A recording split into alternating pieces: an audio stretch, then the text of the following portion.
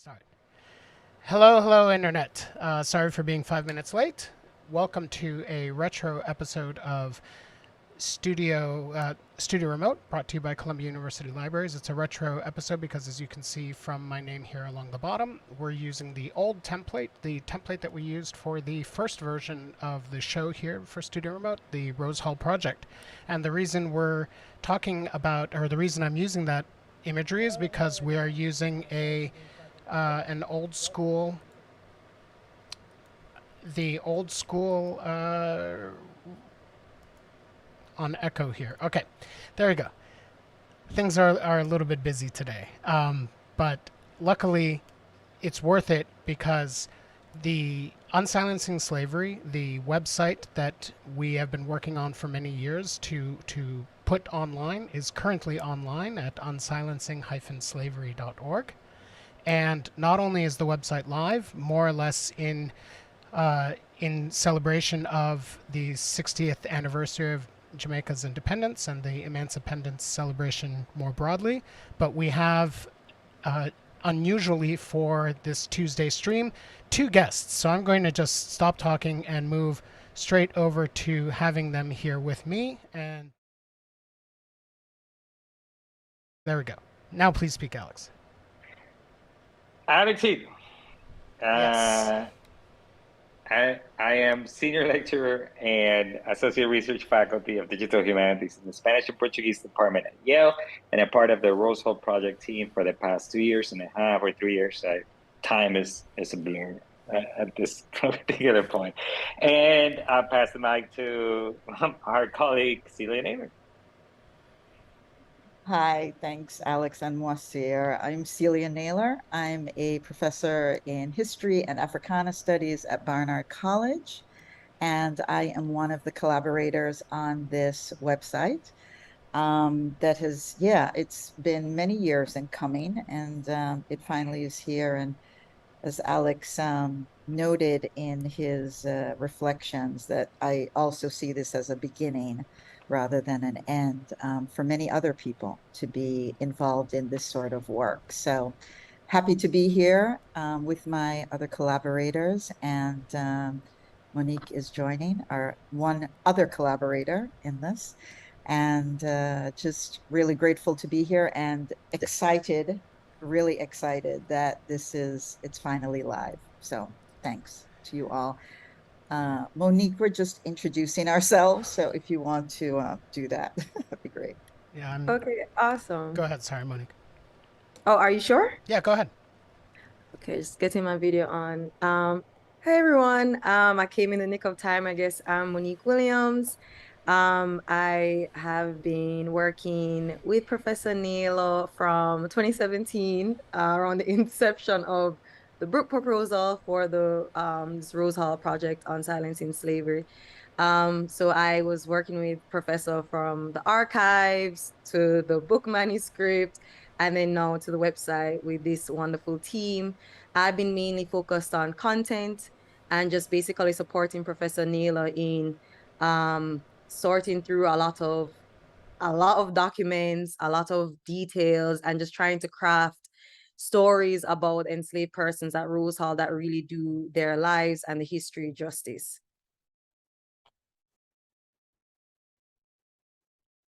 Super. I guess maybe I'm sort of driving the show here, so I can take us all to the other screen that will have the website in place. Or do you want to talk about the website first, or talk a bit about the book and the project, etc.? Celia, what do you feel like doing? I would love to start with the website. I think we can start there, and then I can talk a little bit about the book, but really I'd love to start with the website. Okay, great. So I'm going to switch over here to the website view that, oh, you all can see on Zoom what is going through on YouTube, right? Like you see my computer screen now? Or do you see my face? Your face. Oh, it's because I haven't started video. There we go. Now you see the screen. So now in when you see my little window, you'll see what you see, which includes yourselves, so you can see how you look.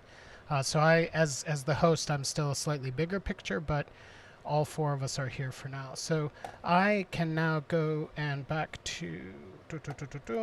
So on my computer, let's open up the website and go to the URL. I already mentioned it once, but again, it's unsilencing-slavery.org. And this is going to be a very, very challenging look through the website, because I'm going to try to not make changes to the website while we're going through it. Or actually, let me not stretch it past our faces. Okay, so Celia, why do you want us to start with the website? So it's been interesting thinking about, especially as it's now fully live, thinking about the website in relation to the book. And if I could do it all over again, 15/15 hindsight, I would actually have finished working with you all on the website and then finish the book. There are ways that the website, I think, provides so many other additional stories and insights. And that's not to say that some of those aren't in the book as well. It's just that with the book, there's more of a thematic and sort of a general presentation of Rose Hall and the enslaved people who were there. And with the website, we were really able to focus on individuals, and there was more specificity in terms of those individuals. If I had tried to do that with the book, it would have been really difficult for people to follow. And so it really works so well. And in some ways, I won't say this to the press, but in some ways, the website actually resonates with me more because of those individual profiles that we were able to create. And I think you get some sense of that with the book, but not the full sense of that you get with the website. So that's why I wanted to start with the website. Could this be a sort of genre distinction, that there's the book comes out of a genre of academic scholarly historical publishing, even though it's very personally driven. You have personal anecdotes of going to Rose Hall, etc., that you use to mobilize the argument that you're making, whereas this website, even though it's an academic website in the sense that it was built within the confines or the structures of the way that librarians work with researchers to create websites and then publish them and put them online. It maybe has a different audience in mind. So a generic question and a question of audience, is that maybe part of what informs your response to how you respond to them differently? Yeah, I think, as you mentioned, Moacir, there are different audiences that I had in mind, and not separate and distinct, but overlapping audiences. And with every form that we utilize, whatever format, platform, there are going to be lots of different opportunities and also related challenges. And so with the book, there were some parameters, though some might say that I pushed many of those parameters in terms of it being an interdisciplinary work, right? Because I was trying to pull the different pieces together, the actual archival material as well as the novel that drives the tours that currently happen. And so I wanted all of those pieces in one space in the book. And at the same time, with the website and some of the scholarly work that's been done, right, in terms of Jamaica and on slavery. And with the website, I really just wanted for us to focus on the people themselves and not have to provide as much of the background information, as much of an overview that people might expect. And even there, I didn't actually go into a lot of details about, I put a lot of that into the footnotes, into the endnotes, which is why the endnotes are so long, so that there would still be a narrative and people wouldn't be so distracted by the endnotes, which are a staple, right, of a history text or really any scholarly text, or most scholarly texts, I should say. So I think, yes, absolutely, genre, purpose, audiences, interdisciplinarity, all of that is absolutely in the mix, Moacir, absolutely.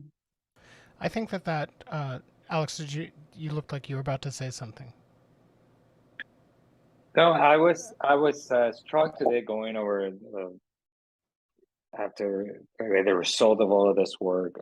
I was struck by how each of these narratives, well, not all of them, but like most of them, I would say, actually show that there had to be a methodological verification process where one name you go then through every register to see if that one name is there, and then you find different little bits of information in each one of the just simple fact of having to like do this exhaustively for every person is an act of like care about every person, that I can see how the book, like because the book you're always you're going after the nuggets of information that would link to the narrative, constrained by the genre that you're working with. But this type of website forces you into an exhaustiveness that is not necessarily like you get what you need when you're making this point or this point or this point. But this kind of exhaustive actually asks you to care about every single person in those registers and try to follow their footsteps each one by one. So I kind of like I agree with you, Celia. I'm glad you said what you said, because this is something I was noticing that this website does in a way that I have never seen in a history book. You know, like Yeah, I think, Monica, did you want to add something before I plow ahead with my Yeah, rumination? I was just going to completely just add to that, saying that, you know, when making the individual profiles or continuing on with the profiles Professor had started, you know, when you look in the book, as Professor said, there's a larger thematic narrative at hand, and not necessarily every single person or enslaved person gets the same amount of the real estate, right? You could say. Whereas in the website, it was a very painstaking process to ensure that any detail that we had, right, factually about said person was included as far as it was relevant and, you know, reflective of what we've done with everyone else. So even myself going back into the profiles after doing the archival stuff, even reading through the book, it was much more of a thorough process, very painstaking, and definitely, you know, motivated by a personal passion and drive to ensure that every person got their kind of moment in the spotlight, as you know, to say the least. I think that I wanted to go back to this idea of the Rose Hallness of this project, because one can definitely, and I think that this is, I never thought of it in these terms, but this seems to be coming out of what we're talking about now, which is that there's a way of doing this where the website would have like pictures of Rose Hall, that would maybe have like a map that would sort of exist in some kind of using a kind of rhetoric, or again speaking in terms of genre, using a kind of genre of like the tourist website, or that it would be somehow a website about Rose Hall qua Rose Hall, and that somehow the people documented here and the people whose stories are being retold, it seems not quite the right word, because the telling and the reness on both sides doesn't quite work, because it's hard to imagine how these stories had been told beforehand to then also be retold, and then also to imagine that if they had been told beforehand, how this stands in as a like the kind of the possibility of this being a retelling of those previous stories, because the information here is not based on the stories that these people told themselves, you know, like in the evening around a dinner table or something, where they're remembering their own familiar relationships, etc. These are tellings that are based out of this external structure of control and power, that is to say the registries and ledgers of these enslaved people. And I think that that's kind of important to me, because when we were working on this the whole time, we were always calling this the Rose Hall Project, and the Columbia URL, which currently doesn't work or has a placeholder for it. Like the Columbia URL even has Rose Hall in it. And when we made the last minute decision to sort of try to make this available more quickly, no effort was made to have the words Rose Hall in the URL. And Rose Hall is in the subheading of the title of the website. And I know that in earlier design versions there was the idea of maybe having a picture of one of the buildings from the plantation, like in the background or something. And that, to me, that always felt kind of wrong, because this is challenging the idea of, or not challenging, refusing the idea of talking about this space in the context of it being a concrete plantation that is then remobilized for tourist purposes. I don't know that this website would encourage something resembling tourism to Rose Hall. And if it did, it definitely wouldn't be people eager to play golf on the White Witch golf course or whatever it's called. And so I never really thought of it in those terms, because again, just this whole time we've been talking about it as the Rose Hall Project, etc. But then ultimately it's not about that. It is 100% about this group of people that contingently, that accidentally, that through the logics of the slavocracy happen to be collected at a place that we refer to as Rose Hall. But it's not the place that's important, it's the people that are important. Right?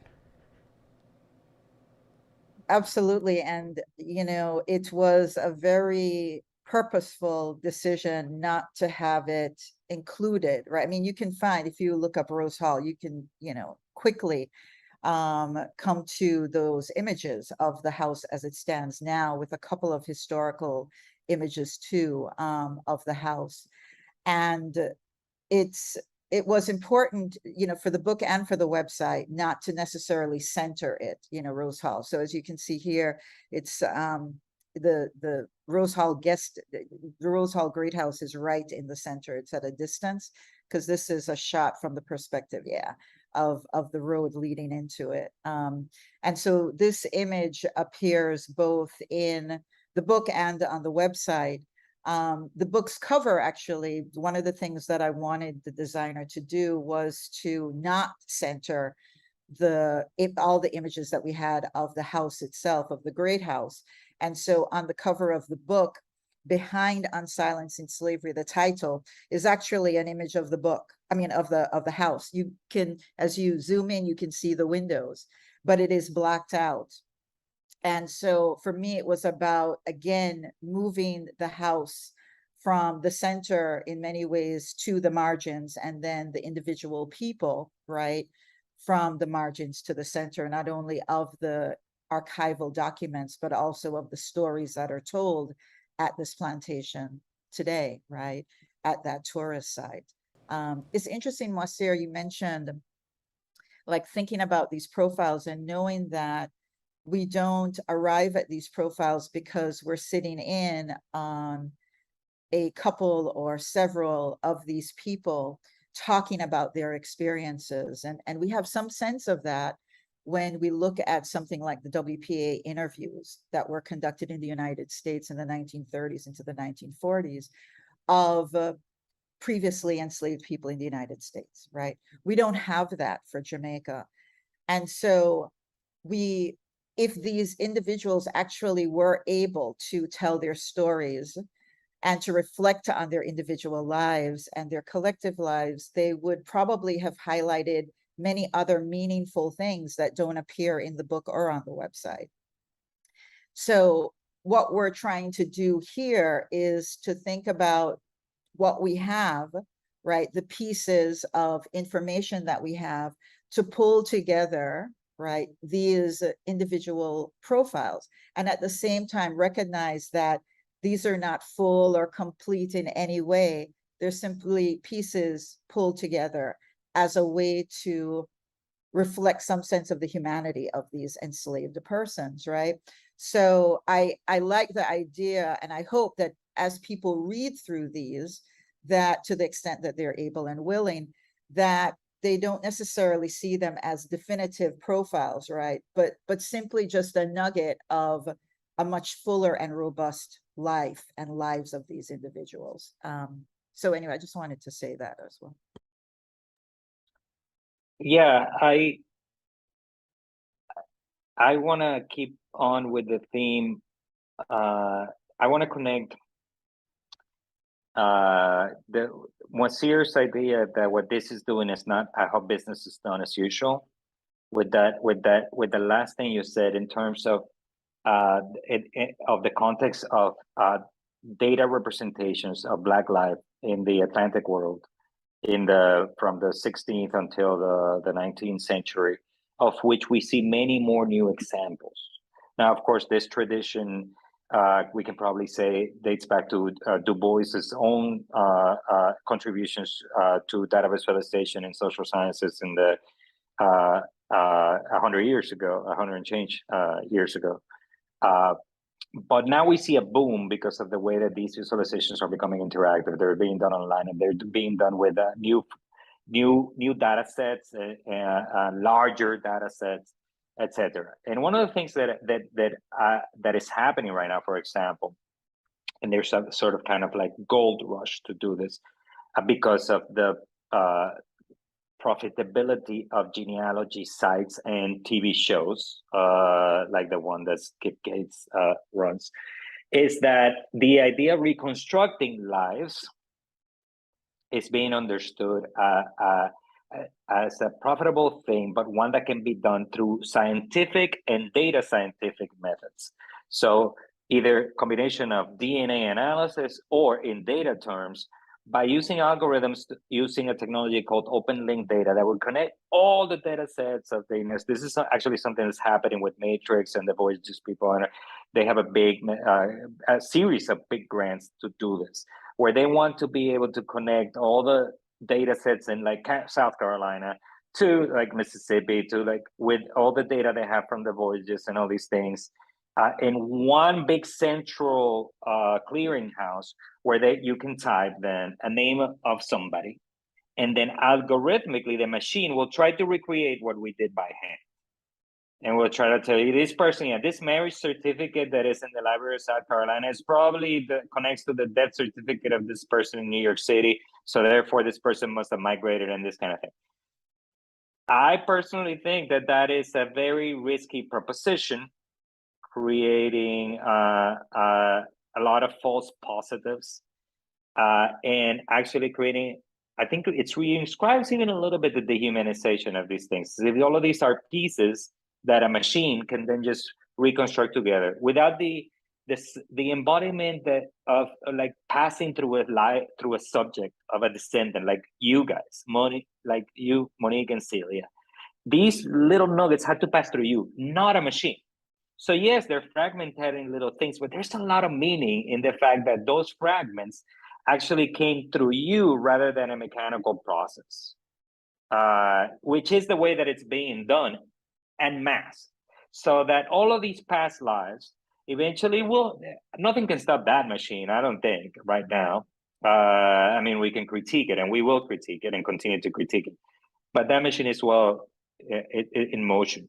And there a lot of Black lives from that period are going to be reconstructed that way. But we propose something new, and something that I think carries with it a different ethics, and a different possibility for the reconstruction of Black lives. The hunger is there, I get it. But I think the means don't justify the end sometimes of how we're going to end up here. And I think our means actually provide a different path. So I would say this is also very different in that sense, Moacir, to business as usual as it's being done right now. Yeah, I mean, as I mentioned in my reflection, there was a time when we had machine generated profiles of the people, and that seemed like an okay solution, and I can justify it one way that I think is important, because in the machineness, it, like, there's no uncanny valley. Like, it doesn't feel like maybe this is actually a biography. It feels like it sort of it very much reveals the fact that it's trying to take information from a data table and turn it into human readable language. So it's like the opposite of when in algebra class you got a word problem where you said, like, if two cars leave and at the same time and go different speeds, etc. And what you had to do is you had to take this human language and convert it into algebra in order to solve which car got where first. This is sort of the same thing in reverse, where the old profiles, because they were so generic and machine driven, one way of thinking about them is as dehumanizing, or another way is that they reinforce, they re-amplify the inability to talk about, or the problems put forth by trying to talk about this kind of stuff within this space where we don't have access, or we can't, Celia, like you said, we can't sit in on the kinds of conversations that these people had. But I think, sorry, I can make the slight case for that, but I think that redoing it this way was a much better outcome. I also wanted to quickly interject. Ben, who is one of our colleagues at Columbia Libraries, said that the Columbia URL is actually now live, so it's up and running. So this is the version here, rosehallproject.columbia.edu. So we'll once this is done, I can set up all the machinery to put all the machinery in place so that the previous URL, unsilencingslavery.org, still works, but it'll redirect automatically to the Columbia site. So that's pretty good news. I'm pretty excited about that. I reached a point yesterday or 2 days ago where I was like, I have other stuff I have to do. I can't keep checking up on this, but Ben apparently took care of everything in the background to get it up and running. So thank you very much for getting that done. I don't know, guys. I kind of like on silencing slavery. I know. I'm trying to figure out. So, we had to make a decision, at least with the book, because I wanted to include the website in the book, right? And the address. The redirect can work the other way. We can redirect the other way. Is that possible? Yeah. So of course you can redirect any direction. So the thing is, Celia, like, haven't you learned yet that everything is possible? Everything is possible with this team. I'm still struggling with that lesson, clearly. So the book can stay as is. We will have to redirect that at columbia.edu address, and then it will come here to. But I kind of like, because of the point you were making earlier, Moacir, like, this is actually, like, the name makes a lot more sense when it's not Rose Hall. It makes a lot more sense when it's on silencing slavery, which goes to the heart of what we're doing here. Not about Rose Hall. It's about the people, Yeah, I mean, I love the idea of it not being either or, which is why I love the technology at work here, right? It can redirect, it can be both sides, not only, but also. Because, for searches, that was one of the things, right? It was like having Rose Hall in the title meant that if people were doing a search for it, anything regarding Rose Hall, it would hopefully also bubble up somewhere, maybe not to the top, but somewhere in there. Whereas with unsilencing slavery, it might not in the same way. So I like the idea that we still can hold both of those, and that it's from Rose Hall to unsilencing slavery. So that all is perfect. We can even add a little bit more, because it's not only the title. So Google, for example, doesn't only index the titles of things. In fact, they care a lot more about what the content is, and if the content has variety. And actually they care even more whether people link to it or not. So they do an analysis of the content, and they count the amount of people that link to it, and they say, well, this is what people are linking to when they're talking about X or Y. So but there are things we can do to help Google along. So we'll add some of that stuff. It's called, like, people call it search engine optimization. We will add some of that stuff for rose whole, so that rose wholeness becomes like part of the honey that attracts those search results. Yeah. Well, it's also then this becomes utilizing redirects. What are they? 300 HTTP redirects. I think that's the code for redirect. Reutilizing those redirects in order to make an argument that you start with Rose Hall, and then through the technology of the internet, you end up at unsilencing slavery. So there's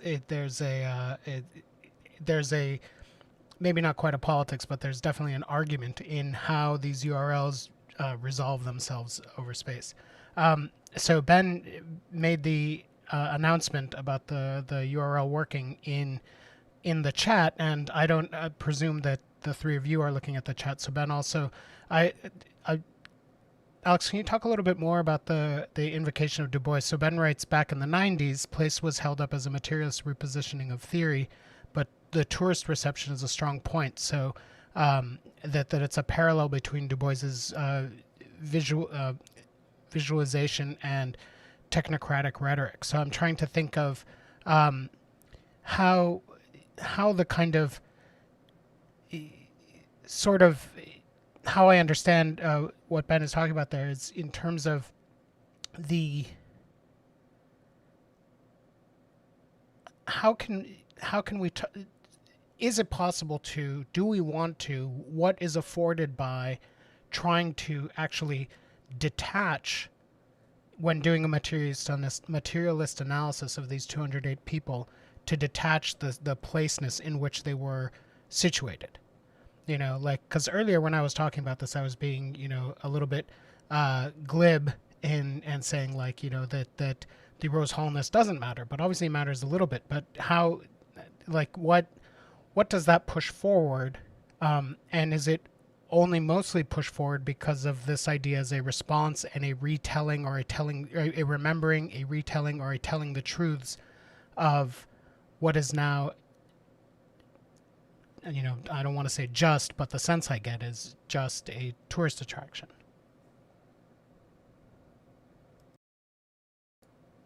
That's supposed to be but why to expand. Yeah, well, as we wait for Ben, like Celia, I was just going to say, well, first, thank you to Ben. I didn't say that. I meant to say that first. Thank you, Ben, for helping to get it live as well, the Columbia site. And I'm thinking a lot about data, and I mentioned this, I think, at some point in the book, but the ways that going to conferences, history conferences, and listening to a number of scholars talk about the data, right? And the importance of the data. And in some ways, discussions about the data, how many people, what are the percentages, even in terms of the transatlantic slave trade and dealing with numbers and percentages from what communities to what communities and what geographical spaces, that all of that adds a lot of information about what we know and sometimes what we still don't know, right? And so the data is important. It's also, though, that sometimes when scholars are talking about the data and getting into either the economics of slavery or percentages related to the economics or the movement of people, that the people themselves become only data sets, and that the people themselves are a tool in order to get to a quote unquote more important story, right? About these percentages or the data that exists or doesn't exist. And so part of this for me is still recognizing the importance of data, but not necessarily utilizing it for a kind of re-objectification of the enslaved persons themselves, right? But trying to think about how do we integrate a narrative about these individuals that may not be entirely, again, definitively what we know moment by moment, or even year by year, or lifetime by lifetime. But is there a way to tell it, to convey information that at least opens us up to the possibility of the stories that we don't know about them, rather than a focus on the limited data that we have, the limited information that we have about these individual people. Is there a way to open it up and say, yeah, there's a lot of limited information that we have, true. And one of the things I was thinking about the other day is how this focus on Annie Palmer and her life, right, and the mythical elements that have been created about her life that are the focus of the tour, that I'm thinking about in opposition to what we actually know definitively about these people from the archival records that we have. And we simply have more information about the enslaved persons at Rose Hall than we do about Annie Palmer. And yet the focus remains on her, right? So thinking about the meanings that we assign to data, not necessarily being positive or negative, but how we can use data in ways that are limiting and then also expansive. And so playing with that, no matter what the data is, or data are that we're looking at. So, but always this, you know, for many historians that and scholars who focus on slavery, we are always faced with that fact that we do not have the journals and the diaries of so many of these people because they were legally prohibited from reading and writing, even though many of them did, right? So to think about that, the structure of slavery that limited the literacy, right, of enslaved persons, and at the same time, how can we use the information that we have that is written about them, even if it's in the margins, to recreate and reconstruct some sense of some sense and sensibilities of their lives. So there are, I like the. Go ahead. well, I have a couple things. I just quickly want to sort of, because what you were just saying sort of ties a bunch of things together. So first off, can you, like for the record, tell us a little bit more about who Annie Palmer is and what her relationship is to Rose Hall? All right. So Annie Palmer was a English / maybe English Scottish descent, of English and possibly Scottish descent, woman who lived in Jamaica, and her birth date is still somewhat in question, but certainly in the early 1800s, beginning in the early 1800s to about the 1840s, right? So a lot, and she was a woman who was married to, that we know from the records, John Rose Palmer, who was British, who was the grandnephew, right, of John Palmer, who was the person who provided the capital to build the house that currently stands at Rose Hall today. So the property itself, called Rose Hall, had a number of different names in the late 1700s, right? And then once, you know, John Palmer comes into the picture and marries Rosa Palmer, that he is able to create and build this immense home. There were smaller homes at Rose Hall at the time, right, in previous iterations of that. And anyhow, the story about her is such that she was married to the enslaver, the slave owner at the time, and the plantation owner, John Rose Palmer. He died several years before she did. He died in the 1820s. And so before the end of slavery in Jamaica, which happens in the abolition of the Slave Act is in 1833, and then between 1834 and 1838 is when slavery is essentially abolished in Jamaica on the ground. And so she marries John Rose Palmer and becomes the mistress of that plantation. And the stories that are told about her emerge from a novel that was written in the 1920s by a prominent journalist at the time in Jamaica. And his name is H.G. DeLisser, Herbert G. DeLisser. And he creates this story, this novel around Annie Palmer, and brings in fictitious elements. It is a novel after all, and brings in fictitious elements about her marrying several white men, British men, her killing those men, and her also being involved sexually and in other ways with enslaved men at that plantation.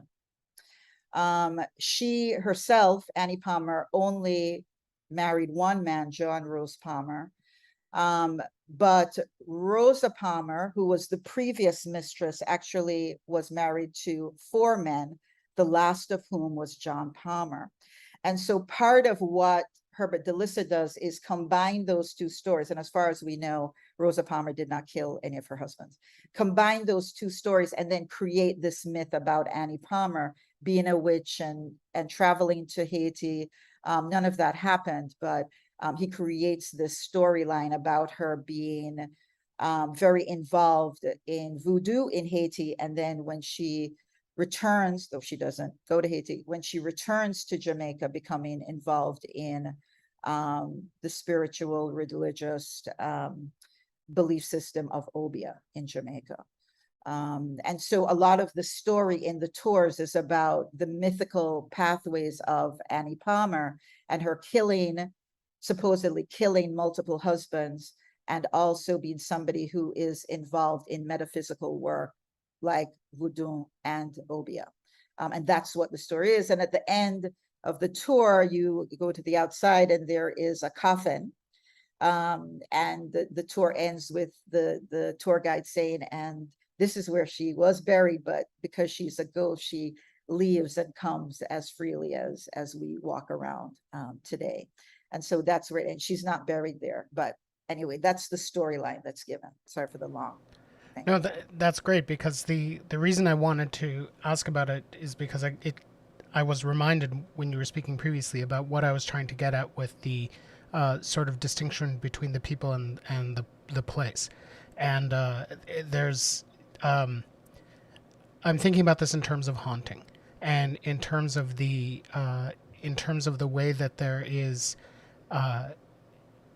let's assume that Annie Palmer is a spirit that is haunting Rose Hall. Then that affixes her to, for eternity, because this is in direct contradiction with what you just said, because you said, she's, here's her coffin, but it's empty because she is free to move wherever she wants. So on the one hand, that's in contrast to the persons who are being remembered on the website who had no such freedom, and whose attempts to enjoy that kind of freedom ended up with their being, chastised in various ways, and up to the example of Archie, who ended up being transported for having run away so many times, if I recall correctly. So she's allowed to move freely. However, because she doesn't inhabit a material being or essence, she's somehow within the imagination of haunting. She's forced to haunt just this site. Like, the way you go to feel the presence of Annie Palmer as the ghost is by going to the Great Hall. You can't, if you're sitting in Kingstown or something, or Kingston, you're not going to be, suddenly visited by her ghost. It's local to Rose Hall. Whereas even though we don't know, I think, much of anything at all about the people, about these 208 people outside of the information gathered within Rose Hall, we can imagine that they had lives outside of it. So there's this kind of unexpected, by rematerializing the discussion, and allowing these people to retake bodily form in some way. It also expresses how they move through space in trackable and in real ways that is befitting a human being, as opposed to sort of a spectral kind of that sense of haunting, and always of being only visible in a trace of some sort. So this is a really peculiar like I'm now just sort of speaking while thinking, but this is a set of really deeply enmeshed, contradictory sort of ways of thinking about this, because like the ghostliness of Annie Palmer really contributes to that, and I think that and that's also important. I also wrote down because I wanted to think of this when you brought up the data. So for the viewers, the last couple of days have involved many emails about specific numbers, like specifically how many people were at Rose Hall in 1832 when certain things were drawn up, and the source of the tension is that. So we'll start with the fact that the records themselves are can very easily be inconsistent, but then also some of the tension is like Celia, you're like, no, I know there were only however many people, 111 or whatever it is, that like I have a list of them, whereas then I'm like, yeah, but the computer says, and because a lot of what I've tried to do is to take a data set put together by you based on materials that were collected perhaps by different hands over the course of 17 years. Wait, not 17 years, 14 years. No, now my math is 15. There we go, almost 15 years. It's all right. It's been a week. So I started with it's been a day at the beginning of this, and now it's been a week, and by the end of it, we'll be like it's been a quarantine. So over the course of the 15 years, it's possibly been in different hands, and so like different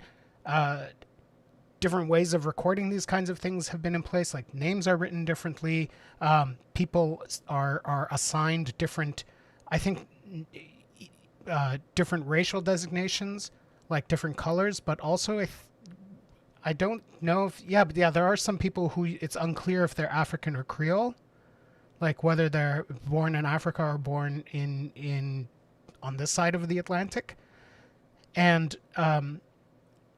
so what I'm getting at is that, like, yes, data is tricky, but also that there's this tension that as we're working on this, there's this motion between trying to sort of come to terms with being able to say something concrete. So, for example, in my reflection is finally up. One of the reasons it took so long is because I wanted to say exactly of the 208 people. That's not up for debate. There's 208 people.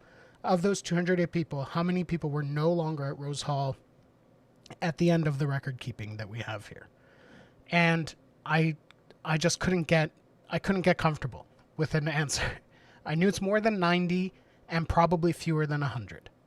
But in between there, it's not quite clear, because you have people that are mentioned only once, and neither their passing nor anything comes up again. Like how is it the case that you have a clothing allowance in 1832 that presumably describes everyone there, but there are people not mentioned on that list who also have no record. There's no record kept of their leaving.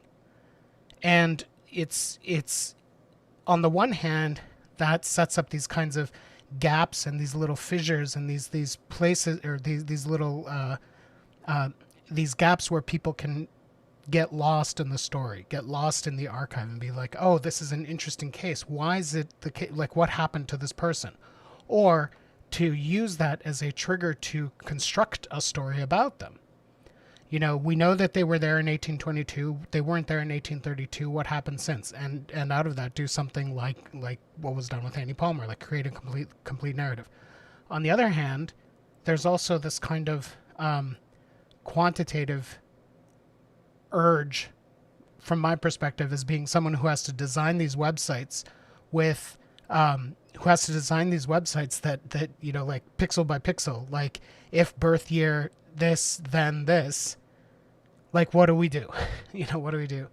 Ben writes in that there's these kinds of normalizations around indeterminacy in country and racial designations. Yeah. So Yeah, I mean, it's the way that these things are being measured is tricky. It's inconsistent, and yet at the same time, like, but then this is maybe like, I should save this for a therapy session because it's kind of like, what is why do I need to know? Why do I have to narrow it down to specifically like 95 people were no longer there? It's it's terrible enough that almost half of this population went missing over the course of 14 years. What what is added by like making the distinction between 94 and 95? On the other hand, that distinction is one whole person, you know? Monique, how do you, as you were doing these narratives, working with Celia on these narratives, and starting to see patterns emerge, how did you reconcile the sort of like the pull of the pattern and the importance of the percentage and the importance of the macroscopic uh, against that other pull, the pull of the narrative of the person? Yeah, I think the perspective or the mentality was different with the book versus the website for reasons we had said earlier, at least my understanding of it. Initially, I recall so many conversations in Professor Celia's office where I would like do a few pages of the archives and I'm coming back and I'm like, I found this in the margins, but then this person's name is no longer coming up and or the numbers aren't aligned, like 1 year or one date says 100 and something, the next date says a different number. And I think I had to reconcile. I think Professor was a bit further on than I was. I think I had to reconcile that through conversation with Professor about one, I mean, the archives are, which is the foundation for where most of the information is coming from.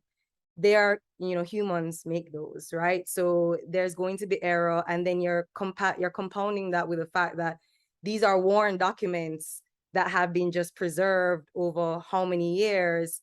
I mean, some of the pages were water damaged, or so many different elements that go into how the data and information are compromised. And I think what Professor would always kind of like say to me and reiterate is like, we are the bigger purpose at hand is to recenter and recreate and reimagine the stories of the enslaved persons at Rose Hall. It's not necessarily to do each person to the same extent, because the truth is just that there's just different amounts of information about every single person that was there. And so also we're working with 208 people. Like, I think it became more, it was a reward when we found a lot of information on one person or two persons, or a female midwife like Dorinda, or as Moacir said earlier, Archie, or Arabella. These are people who would come up a lot. Their names would come up a lot in the archive documents. So I think it was more about pivoting to focusing, and Professor said this earlier too, in a way, right? Focusing on what we do have and what that opens up in terms of imagination, but also, what's the word?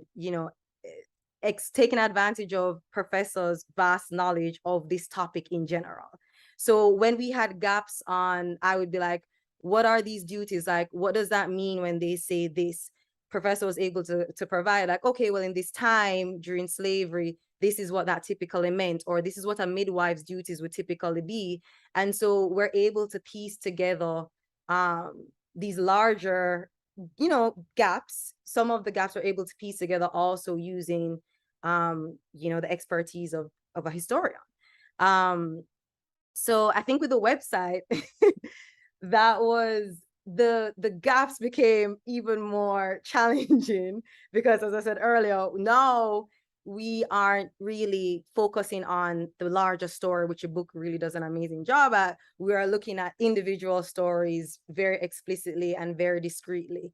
And I think that it also just became a matter of one, triple checking, double checking. So of course, always making sure that maybe the information is actually somewhere. So, not being too lazy about that. But then from my perspective, it was, we put in the profiles, you see that they're statements that are clearly just historically, these are supposed to be facts. You know, this is when they said this person was born, this is when they died, perhaps the reason for their death, the kids that they have, etc. Sometimes there are moments where Professor and I would take that, you know, continue on that thread in saying, you know, this woman had X amount of children and this child died when they were 2 or they were 3 months. And can we imagine like what that effect, what that situation or that event would have on the mother? So those are things where I feel like there was, and that was done more so in the book, but also in the website profiles, where we try to give more, color it a bit more, right, with the humanity, with, you know, trying to give it a bit more flesh, where there were elements where there wasn't enough explicit information. And of course, there are certain people, and Moacir said this earlier, where they were mentioned once and that was it. Like, they may have come up once in the journal, maybe it was a clothing allowance. And, you know, we do our best to just, of course, deliver the facts that we know and also make the conjectures that are reasonably possible. But once again, you have 208 people and you just have kind of like varying amounts. I think taking the mentality that focusing on what we have and what we can extrapolate on kind of became the greater reward. And that also became that was a source of satisfaction for me, more so than focusing on the lack of, you know, that's kind of a part of a lot of historical documents and events even currently happening in our, you know, in our political climate today. So yeah, I think that's how I approached it, specifically, especially under the guidance of Professor Celia. Yeah. I wanted to ask. Also, I was just going to follow up really quick that then, I mean, I kind of like it's funny because for me, like that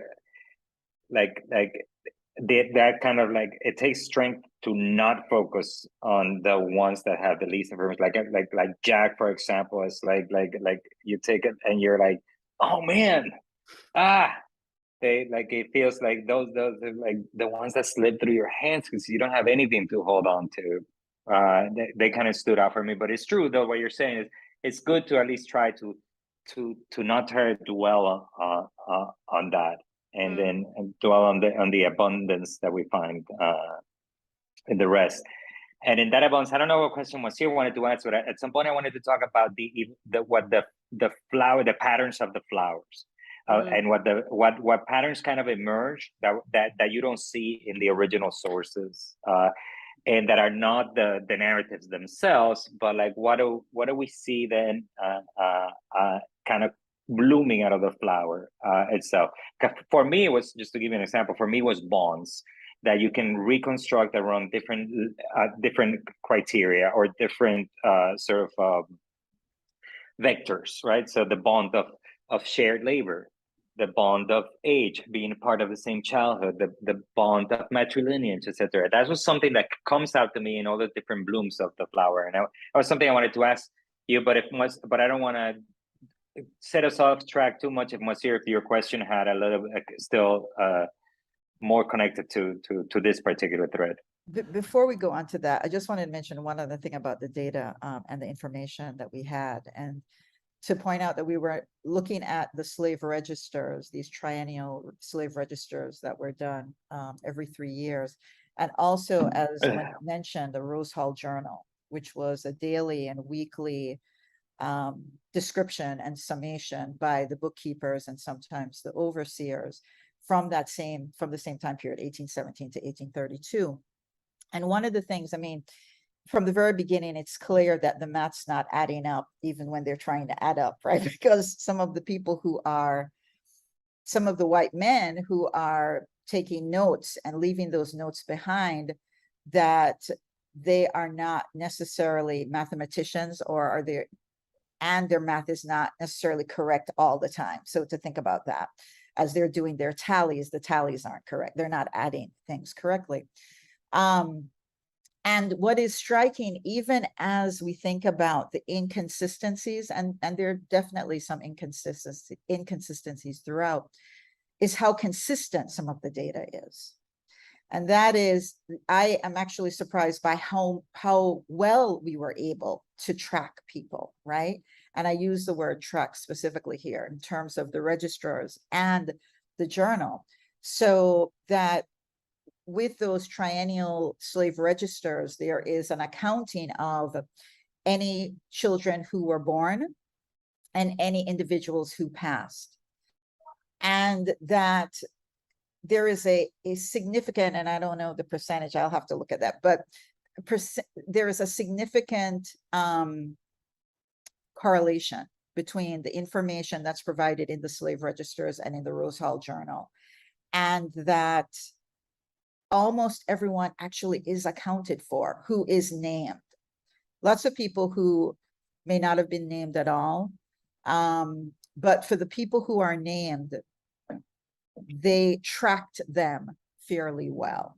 And that's even with, as you know, Monique mentioned, pages and pages. So weeks and weeks, right, of unreadable journal entries because of the age of these documents, as well as the, you know, the waterlogging effect of it, right? And so, you know, people, to the point Moacir mentioned even about freedom, you know, there's several of these individuals who left Rose Hall, who absconded, who ran away over 10 times, over 12 times, over 13 times, right? And their capacity, whether it was for a short term or longer term, their capacity to recognize and to tap into that freedom of mobility that was actually not legally granted to them. Again, in comparison to somebody like Annie Palmer, who, because of the racial and gender and class sensibilities of the time, was very much imprisoned at the Great House, unless they were traveling to England, right? So even thinking about the nuances of how we understand and how we utilize and chart what freedom means in spaces where we might imagine only bondage, and in spaces where we might imagine freedom as a result of being a free white person, the imprisoning effects of that time and geography as well. So anyway, just wanted to mention that in terms of data and the concept that Moacir mentioned about how we understand the limitations and again, the expansiveness of freedom. Alex, do you want to reformalize, like re-ask your question? What was yours though? No, mine will come up again. Okay. I'll ask it a little bit later. So I was thinking about the flower itself, which is the centerpiece, right? Which is in direct conversation with the narratives. Like literally, you click on a petal, a narrative comes up. You click on a narrative, a petal kind of emerges. But together, though, it makes a shape that changes depending on what view we have. And that actually puts petals in proximity to other petals for every different view. The petals that weren't together before become grouped together. And this is what I was saying about bonds. So you can see the bonds of labor closer together. As you start becoming familiar with with the 208 people, and then you start reading their stories and stuff like that, then you start seeing them rearrange themselves. According, like the Rinda becomes like one character in your story, and so does Jack and Lewis and Daisy, etc. But then once you start they become part of you as you're doing this. You see them move and forming these kind of bonds in the flower, right? And it's like, oh, look where Ruth falls here, you know. And this is something that for me was at least one of the most provoking and evoking things about the flower itself, how it actually, as opposed to like the normal way that people do this is through network graphs that show you the links between everybody. And it just becomes a constellation, but they're harder to read, I think, than this kind of just simply changing the view according to like, let's look at it through this lens, let's look at it through this lens. But it was a question to you. What patterns did you see? What about the flower? What does the flower evoke in you? What knowledge does it generate, to use or Johanna what Drucker's? knowledge does it? Yeah, Johanna Drucker's thing. Yeah.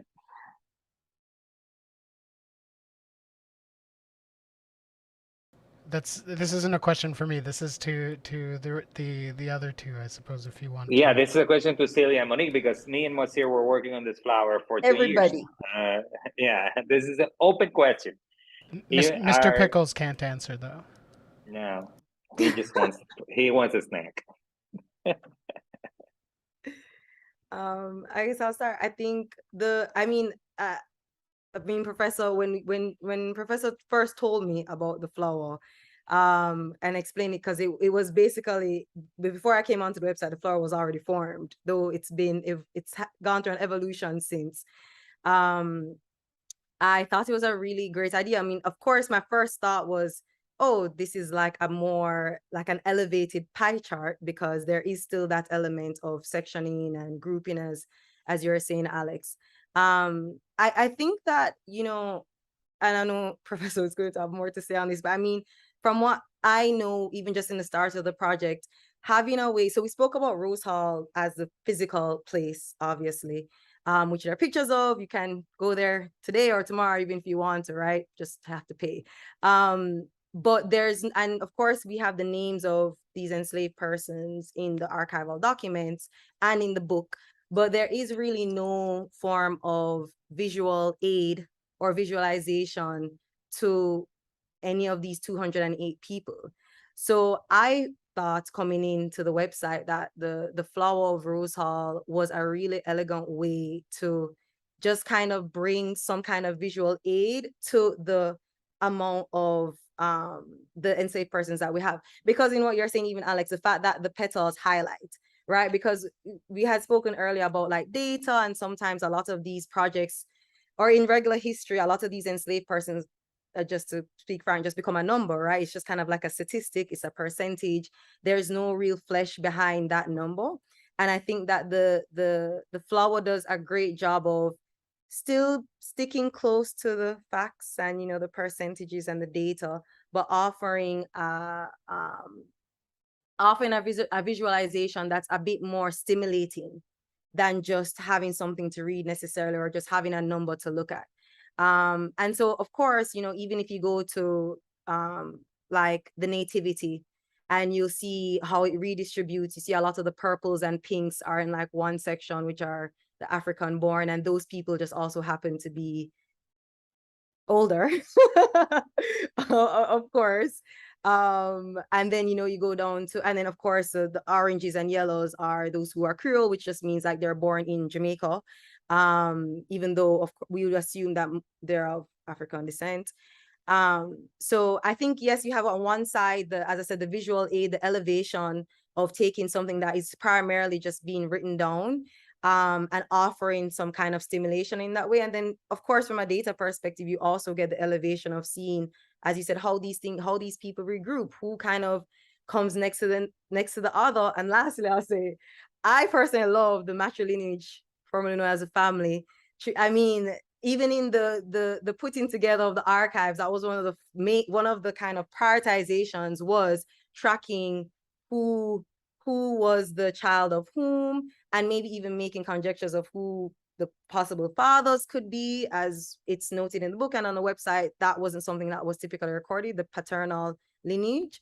And so even seeing that visualized is just remarkable.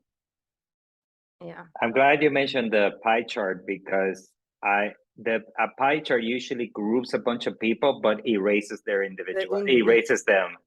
Yes. The individual gets lost. Everybody becomes part of a color, but there is no more people in there. But this, yes, the shape of a pie chart, the color kind of rhetoric of a pie chart, but we don't lose the people. So that was important for us, not to ever lose the people at any, like our response to that, our refusal of the pie chart is, we will not erase the people. This is a pie chart being a visual standing for a percentage. We don't want to lose the people. Percentages make everybody one color, right? Yeah, so it's kind of like the effort of, as we spoke about earlier, losing the people, how statistics data typically oftentimes does that, especially with these large numbers. taking, the book, the work with the book, and going through each person. We have all this information. And that's what Professor would say in the beginning. We have all this information about all these names, and how is she going to do everyone justice? That's something that we talk about a lot. How do you do every story justice in a book that at the end of the day is still finite, and still has its own restrictions, as Professor had spoken about? And I think the website and then the visualization that you guys worked on, really you can see how that kind of like is a solution to these restrictive elements that we're constantly working around and circumventing. I think there was a lot of time spent on that visualization. and I don't know, I mean, it's interesting to think about how much time and effort went into that. And that's not to say that, I mean, just the visualization by itself, in terms of it, just anyway, the different iterations of that. And I think one of the struggles too is and Monique, you mentioned this, sort of, we don't have the visuals of these people. We don't have any photographs, right? There may be photographs of some of these individuals, who are in like family collections of photographs, right? So not necessarily somebody who was born in the 1750s or 1760s, but maybe somebody who was born in the early 1800s, and I mean in the early so in the say 1850s, and then lived a long life, right, that we don't know about, right? We have maybe their birth, right, in the 1820s or even the early 1830s, and maybe they lived till 1900 and something, and there's an old, very old photograph of them in their old age, right? There may be some of those in family collections, possibly, but since we don't have those photographs, it's like, how do you represent the individual? And also this sense for me of not, and for all of us, not being just the individual, but part of a larger group, right, of people. We don't know really the individual interactions. We know that there were some individual interactions, right, whether along bloodlines or beyond the bloodlines. So the flower sort of opens us up to the flexibility and the fluidity of it, the nuances of those interactions that we can't necessarily nail down. And yet we know that interactions happen between these people, intimate interactions, and a range of interactions, a range of forms of interactions. And so at least there's like a subtlety of the flower that reflects some of that, right? The importance of the individual, as well as the importance of being on that plantation and not being alone at that plantation, and what that might have meant. So even that it's the curvature of it, right? I remember that meeting we had about the possibility of the curvature of it rather than it being straight lines. I mean, just different elements that we've sort of lived through, that people may not necessarily, opening this up one time or multiple times may not necessarily be attuned to or attentive to, and yet some of that may still be reflected and come across to viewers of it. I just quickly want to add one of this version, this visualization, the matrilineage visualization, was kind of the last one we got up and running. And I think that I just wanted to echo what Monique was saying. Like, if you sort by age, you can see the age scale reproduced here in these circles, or in this circle, as people go from being born earlier in time to people born already during the point of time that's being recorded here. And one of the things that the way that color expresses itself in the matrilineage. So brought up Dorinda earlier. I think there we go. So if we zoom in on her, and then if we scroll down here a little bit, should open up. Okay, Dorinda. So you see how many children she had, right? And they are represented in this picture by these subsequent petals. And so you see that the first group of children, they all I don't know about they all, because there's maybe a couple here, but many of them lived to 1832 or later. But then there's just this stream of lives cut short, and that gets reproduced several times throughout this. So in this here, let me click here. So in this visualization, it's a little bit tricky to understand, which is part of the point. But basically, everything here and earlier, clockwise, is people about whom we know something about their matrilineage, about their families. These are going to be mostly men whose parents we don't know anything about, or even some women whose parents we don't know anything about, or who also didn't have children that we know about. And so it makes sense that these are all these deeper colors, because it's people who were older by the time they were at Rose Hall. So their parents weren't there, or if they were, they had already passed and so on. But on this side, where you actually do see the parents, the levels of parenting, what really strikes me is that you have these enormous spaces of just these tiny, tiny yellow petals that are just like the same mother having just so this that's so oh, my this is there's a slight problem with doing things with the way the Columbia website is set up that we will take care of. So let me get to, and I'm not going to do it now because I promised I wouldn't make any changes to the website during the stream. So if I go back to Juno, who's here. So just a little context for everybody. The stream has always been historically a place to do changes. This is why he's having a hard time, because this is how we coded the first year with we started coding the flower. It was live, so most people saw on the stream was not intellectual debate, but for this kind of with a product, but actually intellectual debate around making. So it's like it's before the storm, not after the storm. So. Yeah, here I just have a checklist of things that I'm going to have to fix later. So things that I notice are broken.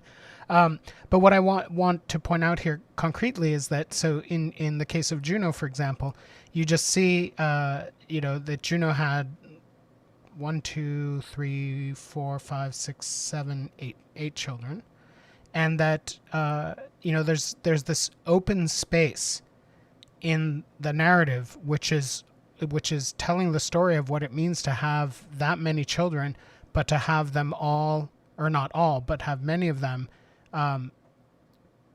like perish shortly after birth. These are, if every dotted line separates 3 years, then you can see these are people, Cecilia, Lydia, Susan, people who babies who didn't make it to 3 years old. And I think that what I want to say in terms of knowledge generation is that sorting the things by this gives us these gaps. So here, this is the gap with Dorinda's later children. Her earlier children seem to have prospered. But it also then, what you can really see here, so this is Dorinda, right? Yeah. So I'm going to just click away, or I'm going to click away on someone else. And so this magenta stripe here is Dorinda. But we can see that the coloring changing, and we can see how little differentiation there is between the Dorinda color, which is around here, and then the colors of her children, to show that, this woman was, in her, she was 52 years old in 1832 and was 3 years removed from a pregnancy. So you see that through the way that these colors play out, you can see that the on the one hand, the closeness in age between mothers and their initial offspring, but then also how some of these mothers, as their colors got closer to purple, which means they were aging, they were still contributing to the community and still having, in the sense of having children who were part of the who made up part of the story here. So this was just an unexpected kind of thing that I only really started noticing when this particular visualization became available, which was very late in the game. So that's my bit of knowledge generation. And there's also always the danger with all of the projects like this of the false knowledge generation. So remember that one thing when we saw that at one point we thought that most deaths were happening with I think it was with the African born or something like that. It was like until like Celia pointed out that that actually our data, it's just that we only have this data for 1832. I don't remember the details exactly, but there was a false conclusion that we were drawing, like, or I was drawing, like about 3 weeks ago, until we pointed out that it's just that we don't have this information. Yeah, there it is. It was by labor. Yes, so that I thought that all the people who worked on known labor were somehow dying more, but that was a false correlation because, and that's how we ended up with the tooltip, because it's just that our data just doesn't have labor information for before 1832. So that's why it seems like older generations were dying if we didn't know what they were doing. Yeah, we only have the duties were collected at one point in time, and as a result, it only covers about 111 people, and the rest of the people obviously had duties, but we don't know what they are, or in the sense that they weren't recorded in the same place that they were recorded in the for the rest of them. And yes, that doesn't mean that they were either didn't have duties or were working at something that was so horrific that it led to a nearly 100% fatality rate. It just means it's just a limitation of how the of what was collected when. Celia, I think you wanted to add something. No, I just think the sorting, I mean, and just looking at, the way you went through the matrilineage of Dorinda and Juno and just in general as well, it's like it's just layers and layers of information. And, you can't necessarily access all of that. If you're just reading through, the archival documents, there has to be a way to organize it. And, this was something Monique and I worked on for a while, because it was like, it's 1,000 pages of the handwritten Rose Hall journal. And so trying to extract as much information from the journal and then to organize it in a way, and the importance of structuring it, not necessarily of, reducing the complications of it, but just structuring the data in order to speculate with what we had, and so the importance of the drudgery of that work, especially when it's handwritten. And like you said, Moacir, a number of different people, I would always be excited when it was somebody who had better penmanship, because it would take me less time to go through it, rather than to struggle over and over. And you just don't want to have, illegible throughout the book, right? Illegible, so there are very few parts of the book where that actually occurs, but the time that it takes to do that, to go through it, and then to come to that, to have this website where, Moacir and Alex have worked, like, just, I can't even, I would hate to actually add up the hours, and I hope you all didn't, because it would be insane, in terms of the calculations and the coding to try to present this, so that somebody could come to this website not having looked at any of these documents and come away with some sense of these people. You know, that really was it for me. Just, you know, the names, absolutely. And I didn't think I would even get as far as we did with the names. And then some additional information.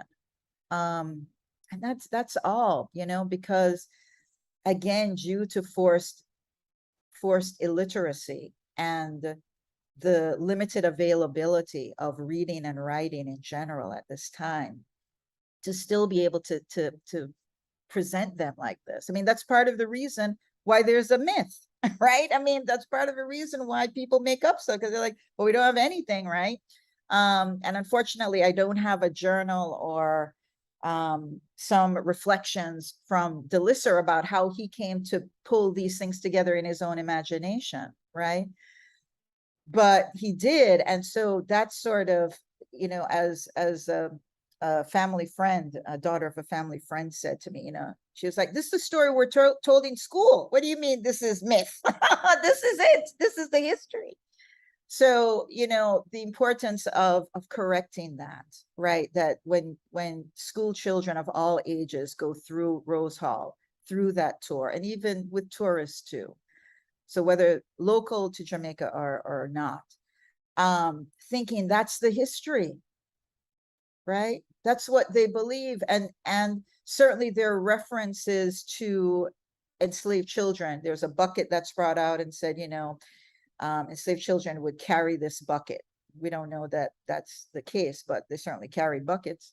And there's some references, but the overall story, the overall narrative is about how this white woman killed all these people, tortured, enslaved people, and continues to live on as a ghost, right? And so continues to live on in our imagination and in the stories and in the history, where her story, the myth about her becomes the history of slavery and Rose Hall rather than these enslaved people, you know? So that correction was really important to me. And going through the tours many times during many visits, and you know, other people who are visiting and just being oh my gosh, this is such amazing history, you know, and just being like, my God, I mean, like, and that they would take that with them, whether they're school children or not, would take that with them to say, oh, I learned so much about Rose Hall during this tour. And in fact, they learned very little. So that's really the reason for this. I mean, that's... It made me think that we might want some later down the line you should prepare like a 2 or 3 page teaching guide for high school. If this is how kids are going to get it, I would love to see this project and its richness be taught in high schools in Jamaica and in the United States too, in courses that deal with American history, because as a model, that would be great. But we need to always help the high school teachers to prepare, because they're overworked and underpaid. So like those teaching guides are a lifeline. Sorry, Moacir, I interrupted you. Go ahead. No, it was you tripped up a little bit my perfect segue, because the question that I had lingering that I wanted to ask of Celia and Monique, which was the you know, there was an urge, a desire to make this publicly available on August 6th, specifically August 6th, 2022. And I wanted to ask about the importance of that date and how the relationship of emancipendence, what the relationship is of emancipendence with precisely the role of Rose Hall in the story that Jamaica / Jamaicans / the state tells about itself themselves. And if you could help position that in some way, like, because I think that, you know, just quickly, and then I'll definitely hand over the mic. Like, one of the things that when we were designing this, like Celia, you wanted to have Jamaican colorways involved in the design, like whether that be like Rastafari colors or the Jamaican flag or something, which I I wasn't expecting. Like it's great. Like I'm not critical of it, but I just personally wasn't expecting it. I did not approach this thinking, yeah, there should be something about it that incorporates the Jamaican flag or something in those terms. But then once we started having these conversations about making it go live with Emancipendence, etc., it started resonating with this kind of with with with itself as a response to or as a critique of some kind of state building or nation building project. And that I want to know much more about because I don't know anything about that at all. And it's that is a whole nother lecture and many lectures. I'll just say this, that how to make it not so special about Jamaicans and still special. I think it is important. Everybody's special. All the people, all persons are special. And there is something, I think, very tangible about many Jamaicans who are very proud about being Jamaicans, right? And the accomplishments of Jamaicans, whether they're at home in Jamaica or in the diaspora. So even something like, and just to be very specific here, so Emancipation Day, before Independence Day, right, in 1962, August 6, 1962, one of the moments that was celebrated in Jamaica and in other parts of the Caribbean, Anglophone Caribbean too, was Emancipation Day, August 1st, 1834. So the Abolition Act for the United Kingdom happens in August of 1833 to take effect, right, August 1st, 1834. So August 1st was something that many Jamaicans wanted to celebrate, and there was also resistance to that, to the celebration of Emancipation Day. That is a resistance to why bring up slavery again, right? That if you're going to celebrate Emancipation Day, in some way you're going to talk about slavery, right? Because that's in conversation with slavery. So over the decades, Emancipation Day was something that was celebrated, and then for a short time it was not, especially with the advent of Independence Day from 1962 on. And then there were folks, scholars, people just in general who thought, no, we should actually celebrate both, right? Both Emancipation Day and still grapple with the afterlives of slavery as we talk about it now, and Independence Day, right?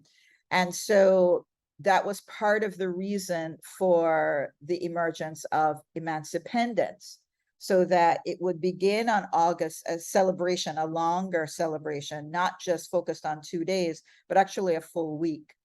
And certainly informal and formal celebrations of Jamaican independence have been happening throughout the summer, right? In parts of England, parts of the United States, right? So it's not that people feel limited by that week, right? So Emancipendence, again, that combination beginning on August 1st, Emancipation Day, and then ending, right, on August 6th, Independence Day, is something that is celebrated not only in Jamaica, but throughout the diaspora. And I just want to make clear that Emancipation Day itself has been a struggle in terms of the celebration of that. And people have actually had to really strategize in order to continue those celebrations. And, you know, even over the last few years, there's been some resistance. Why are we still celebrating Emancipation Day?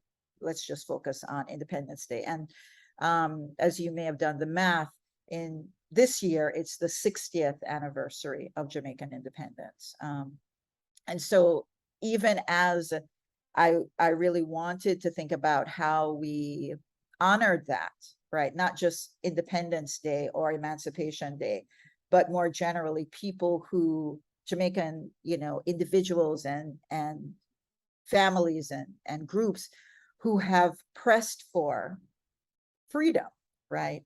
So not emancipation as in the abolition of slavery, but a more expansive notion of what freedom really means, that is not just about a change legally from enslaved person to free person of color, right? So the expansiveness of freedom and the importance of that still lingers today, especially in terms of the social, political, economic, and cultural struggles that Jamaica as an independent country, and certainly many other Caribbean countries, face today as a result of American imperialism and other forms of imperialism too. So I wanted. Oh yeah, don't forget the Canadians. Yes, yes. So I wanted to at least there would be a nod to that. And for the colors of the Jamaican flag, yeah, in terms of the website itself. And I really appreciate Moacir like working with that, you know. I was like, okay, you know, like, because there were initial colors and I was like, well, you know, those colors aren't, can we incorporate the, you know, the colors of the Jamaican flag in some way, which many people identify, right? And can identify even if they're not Jamaican, just because they've seen that flag in so many different places. So yeah, a nod to something that is uniquely Jamaican in terms of that flag, while still telling a story that is not unique to enslaved persons in Jamaica, but experienced by many others throughout the diaspora. Yeah, I would be remiss. We only have like 18 minutes left of the broadcast. If I didn't ask you to share a little bit of your experience of what it meant to us to work on this project together, because the thing is that, guys, remember, we did this during the height of the pandemic.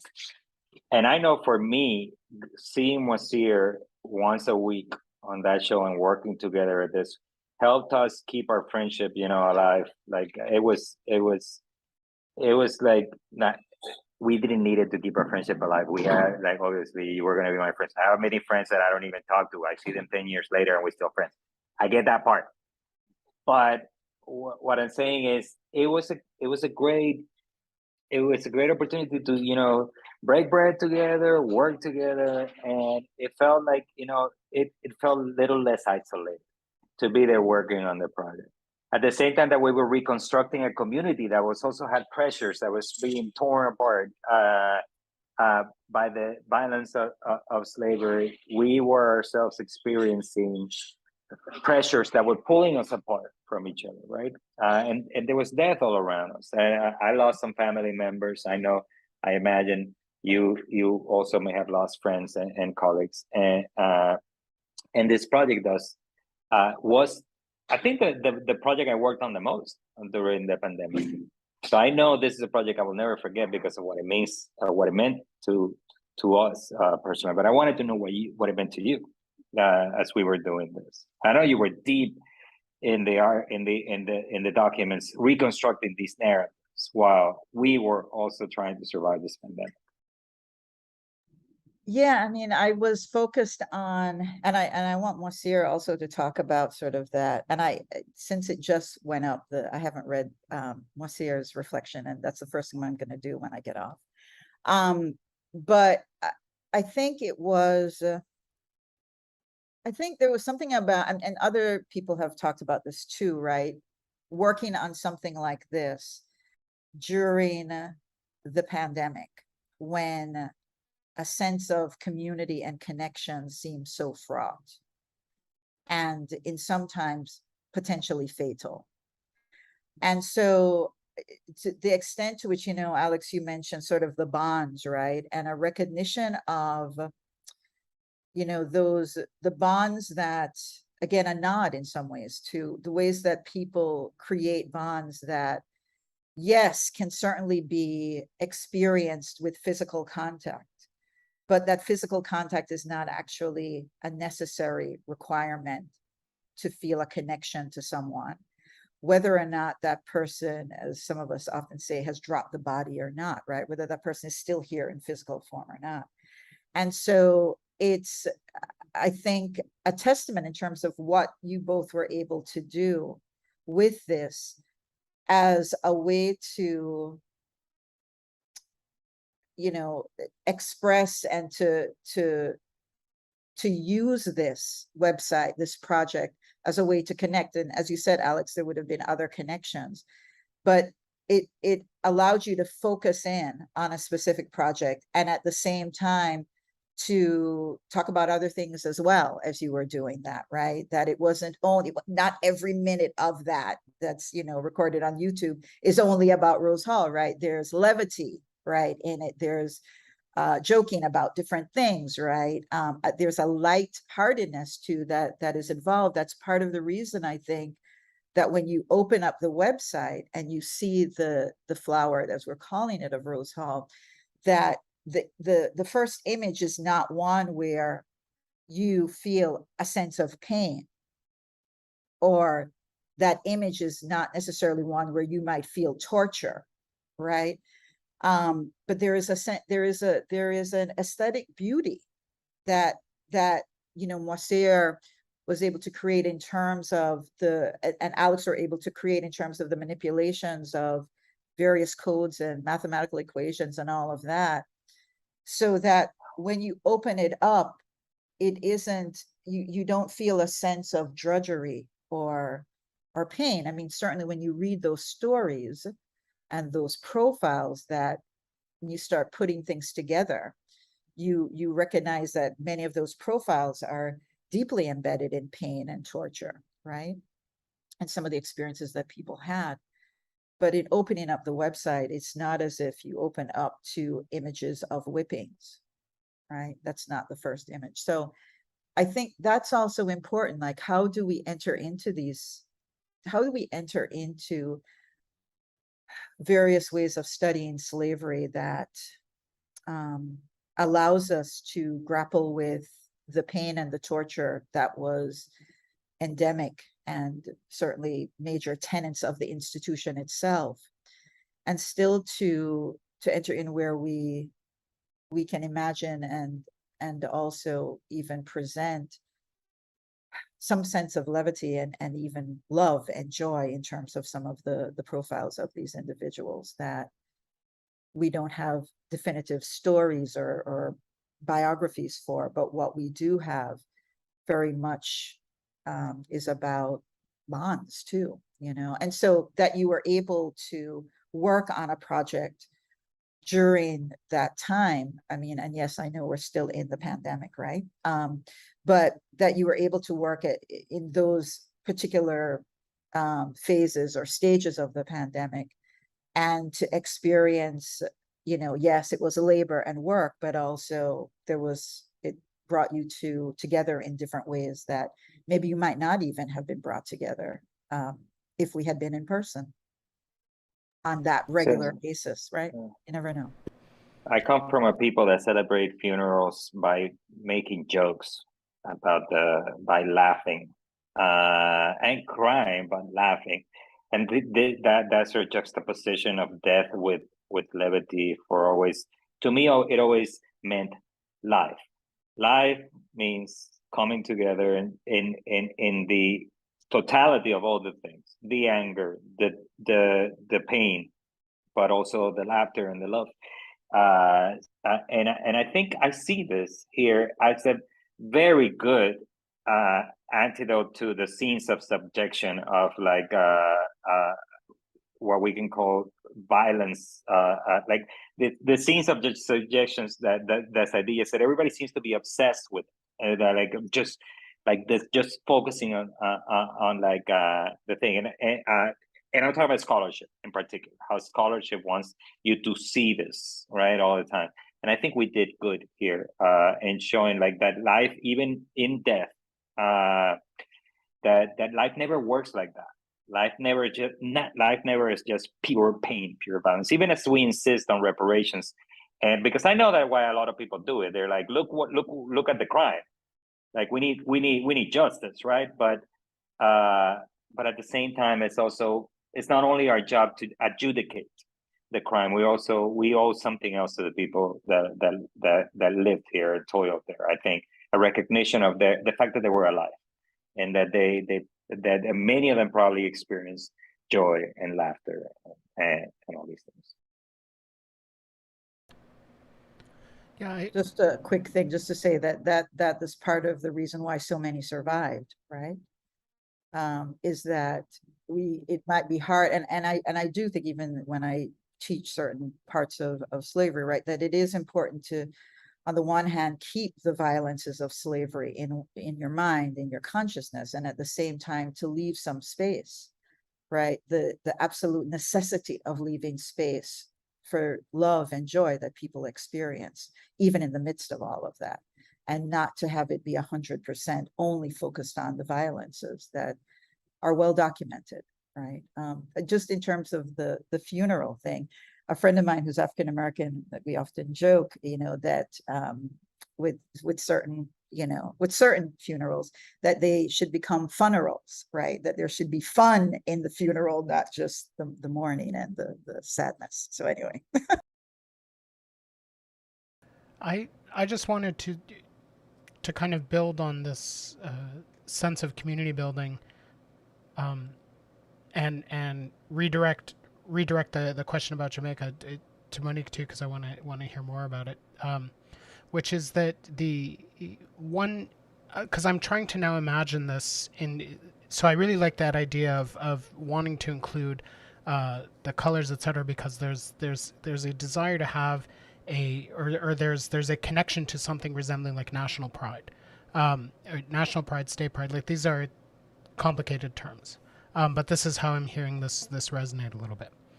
And then what then follows from that is the way that this counter history, as it were, in the sense that it's not what school children are learning, because it's not what happens at the tour, how this counter history helps establish a counter,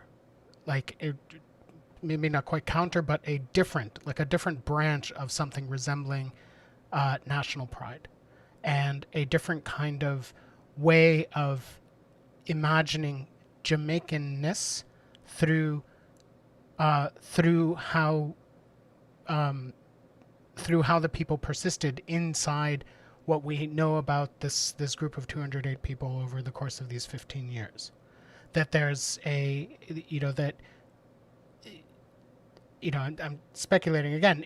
Is it the case that this helps, or that this can help retell the story about what it is for Jamaica to exist, and what it is for Jamaicans to exist as a coherent group of people that is not just geographically collocated or a diaspora based on some kind of geographical collocation, but also that comes out of these kinds of experiences in some way, and that also helps explain this desire to relate these stories, because yes, emancipation happened right after the data collected here, but these stories aren't explicitly about independence. They're not explicitly about establishing a sense of one's position within a post-coloniality. I'm very struck by the idea of that Annie Palmer's story gets retold in histories to this day, because it would seem like something that would precisely be something that has been moved past. So if it is getting retold, what is that retelling? What are those stories doing to inform this sense of, again, Jamaicanness, that this is a challenge to? Now I'll stop. I hope that's a straight question. That's a wonderful question. And you and everybody, all the collaborators here, always ask these amazing questions. Even though the records end in terms of 1832 for Rose Hall in this particular way, and certainly with the Abolition Act in 1833, right, that slavery itself as an institution, certainly neo-slavery continues in different ways, but slavery as an institution ends in Jamaica. And certainly that's way before anything called Independence Day, right, in 1962, and the lead up to that over generations. That it is all connected, though. That is the sort of the objective, the goal, the purpose of freedom, again, an expansive notion of freedom, and that independence, right, is tied to an emancipation of sorts, right? That is often seen as political or economic, but is also cultural, is social, is intellectual, is many things. And so I see the two, part of the reason that I actually like the term that is utilized today of emancipendence is to actually see the connections between these things. And we're talking about freedom fighters over generations, beginning with the first people who are enslaved, right, in a place that becomes known as Jamaica, who are actually not of African descent, but are indigenous people, right? And how that then expands to include people who are of African descent, some of whom are also of indigenous descent, indigenous native descent, right? We can talk about indigenous people of Africa as well, right, who are transplanted there.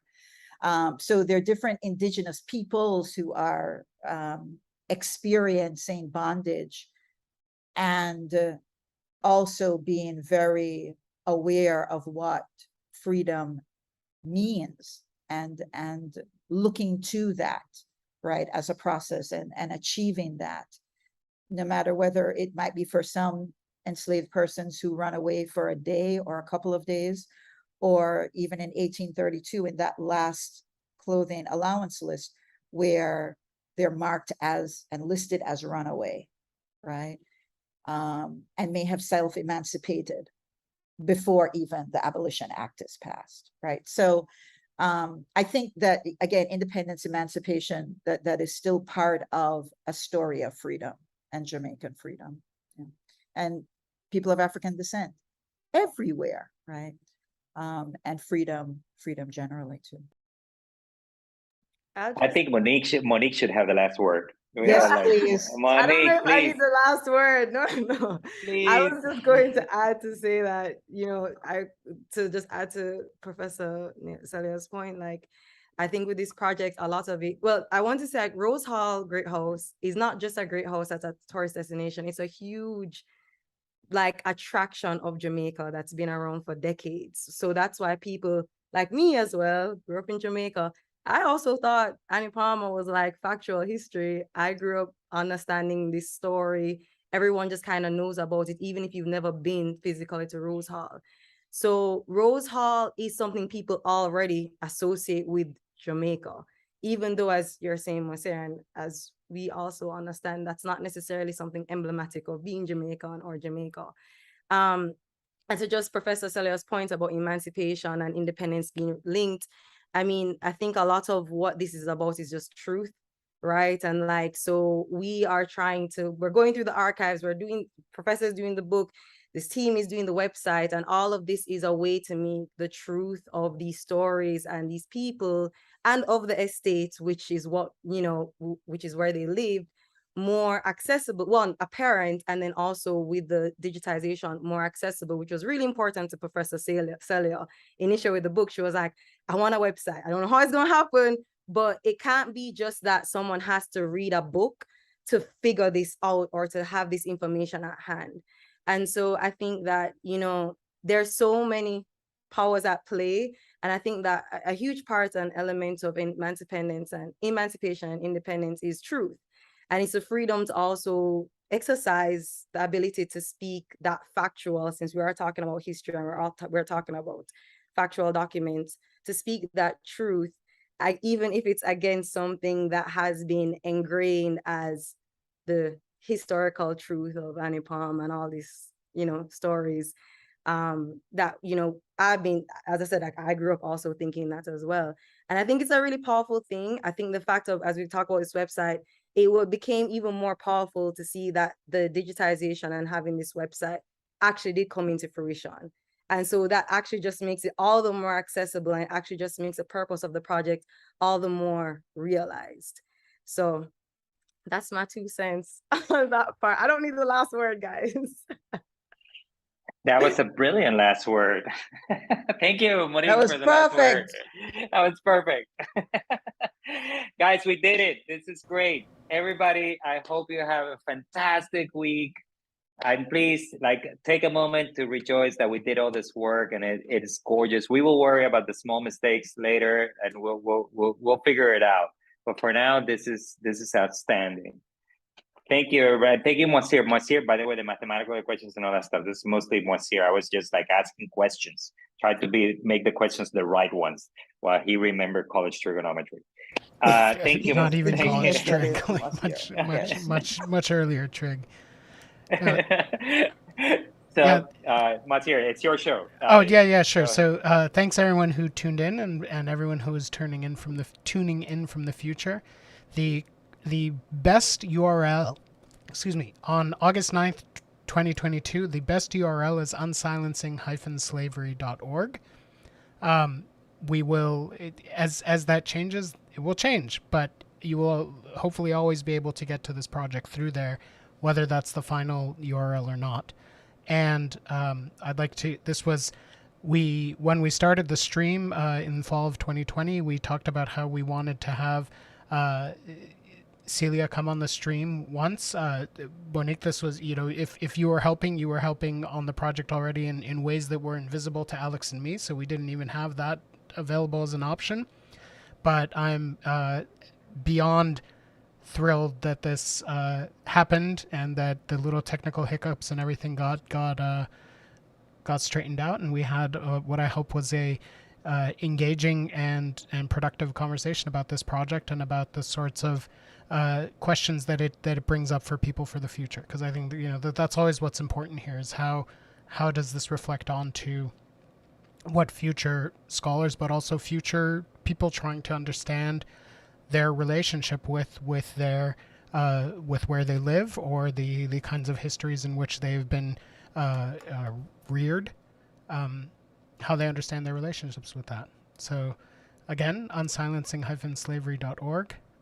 Thanks everybody for tuning in. Thank you to the three of you for putting up with this. I hope none of you is currently as hot as I am, because I had to turn my fan off so that it wouldn't be whooshing through the microphone. And I'll be back next week here on YouTube to work on Wander Text, different projects. So let me switch back to seeing all of your faces in larger format, and you can all say goodbye, and then that's that. So Thank bye-bye. you all. Thank you, Moacir, for this. Thank you, everybody. Bye. Thanks. Bye. Bye. Thank you. Bye-bye.